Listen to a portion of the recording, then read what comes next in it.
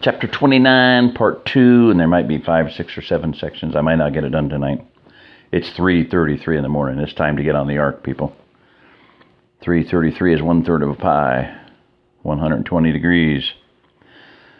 333 tells you when now. 120 tells you where, the Ozark Plateau. All right. This is my son, Robert. I'm Dr. Jack Mosley. I'm Jim Davis, the tall, muscular man replied as he shook the doctor's hand. This is my friend, Mark Turner. They shook hands all around. When Mark was shaking the doctor's hand, he asked the question, MD? No, DDS. Still better than nothing, I'll tell you. Thank you both. We didn't know what to do. We'd had a few problems with some undesirables in the last week or so, but nothing like this. If you two hadn't shown up, who knows if we would have ever gotten home. Thank you so much. It's no problem, Doc. In fact, if you hadn't walked into the ambush first, we would have driven right into it. It's really us who need to thank you, Mark explained. Yeah, really. I guess we need to try and find the police and make a report, the dentist said, and turn this gun into them. He pointed at the firearm lying on the asphalt. You can do that if you want, Doc, but you'll have to excuse us if we don't stick around. Why not? I was involved in a little incident like this the other day. Only the other side wasn't as lucky. Anyway, the sheriff took my rifle for ballistic tests, and I can't afford to lose another. So if you wouldn't mind, don't mention our names. If I call them, they'll take our pistols. The doctor seemed appalled at the idea. They probably will, and you could be brought up on charges, although I doubt it. What do you think we should do? If it were me, I'd push these cars back over to the side of the road, pick up the carbine and keep it or bury it or something, and keep my mouth shut, Mark told the man. Well then, that's exactly what we're going to do. We can't lose our pistols. Can you help us push the cars? Sure, Mark answered.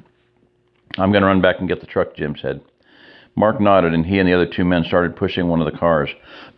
Jim drove up in the truck and helped them push the rest over to where they'd been before they were moved for an ambush point.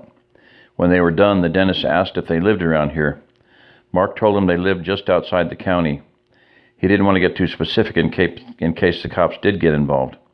The father and son thanked the men again and asked him if there was anything they could do for them. Mark and Jim told them no and warned them to be careful in case the thugs came back. Then they headed home. You know, you were right. If we hadn't heard those shots, we would have just driven right into that ambush, Jim said soberly. Mark didn't reply right away. Yesterday I was thinking it would be really easy to ambush the people walking down the road. I never stopped to think they could do what these jerks did. Ever since last Friday, I've watched my rearview mirror like a hawk. Now I have to watch in front better, too. It's just getting more and more dangerous. I guess we've got to expect the unexpected. I know one thing, Alice interjected. We felt very exposed sitting in the truck with only 2 little pop guns to keep us company. When we get home, Jim, you're teaching me and Abby to shoot one of those ugly guns you boys bought. Excuse my French, but I'll be dipped in shit and called a caramel apple before I come back to town without a serious rifle. That goes double for me, Abby chimed in. Mark put his hands over his ears and turned to face the women.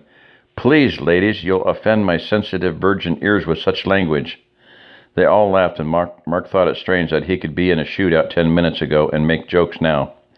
The world had changed completely in less than 3 weeks. What would the next 3 weeks bring, he wondered, or the next 3 months? He wished the lights would come back on. That way everything would go back to the way it was. He had killed men. How could he do that? How could he take another human life? Oh, he'd thought about it before, when he got his CHL. But he knew he might have to one day. He was sure he could if he had to. But thinking about it and doing it were 2 different things. He was out buying food and dickering over the price of golf cart batteries while 4 men were dead because of him, one of them from a shot he fired. He had actually killed a man with the squeeze of his trigger. A conscious decision he made to take a life. For what? To defend his truck? No, to defend himself and his friends. But why did he deserve to live and the other men and the men who were dead did not? Why? That was the question. Why? Why had the lights gone out? Why had all of this happen? Why did he kill a man? Why could he shoot at people and then make jokes? Why did he have to wonder why? Mark tried to think of something else, but he couldn't make his mind switch gears. It was a runaway train, and he knew where it was heading. He didn't want to go there, but the harder he fought it, the more powerful it became. He couldn't break down in front of Jim and the women. Maybe if it was Jess, but he hated even for her to see him cry. He was Billy Bob Badass Black Belt, damn it. He had to control this to stop it, but how? He took a deep breath. There, that slowed it. If only for a second. He buried his face in his hands. Hands that had killed a man, his mind told him. That was it. He lost it. The emotional train had overtaken him. All he could do now was hope it would let him off before too long.